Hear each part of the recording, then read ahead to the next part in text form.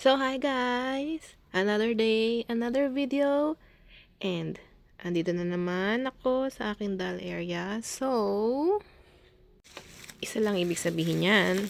Meron ako ulit bagong doll mail. So ayan guys, kararating lang nito kanina. So nagsunod-sunod ang pagdating ng mga dolls ko. And I think this is last na for this month.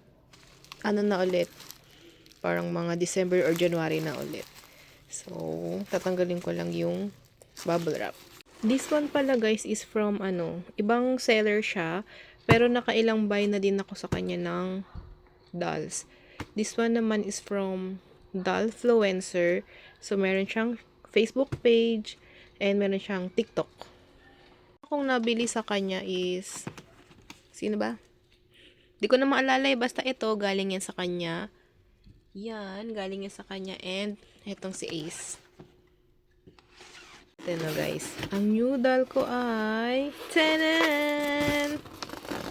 Another Bratz doll. Yan.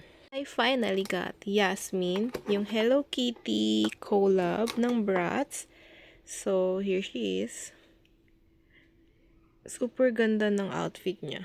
Although, hindi ko medyo bet ang box. Akala ko yung box niya medyo parang sturdy. Pero malambot yung box niya. Her box is kinda soft. Parang mas maganda pa yung lalagyan nung going out. Parang na-disappoint ako ng konti sa box. Pero yung doll, yung face niya, yung pretty, the outfit.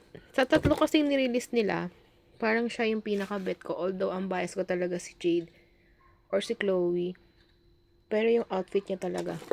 Sa kanya ako na parang na-love at first sight. So, ayan guys. There's another doll for me. And ayun nga, mga next doll ko siguro mga December or January na. Or baka mga next year na ulit. So, ayan. Nahanap ako na ng place si Yasmin here sa aking shelf. Medyo masikip na. Pero kaya pa ata sigurong isiksik. But definitely, I need another shelf. Also to get Jade. Kasi ang priority ko talaga sa series na to si Jade tsaka si Yasmin. Pero ang top 1 ko si Yasmin, top 2 si Jade. Nasa bottom list ko si Chloe. Although ang bias ko talaga sa Bratz is si Jade or si Chloe. May something kasi kay Chloe na, I don't know. Basta. Parang na-off ako. Di ko alam kung sa face or hindi nagmamatch yung outfit. Parang ganun. That's it for today's video guys. Again, thank you for watching. Until next video. Bye-bye guys!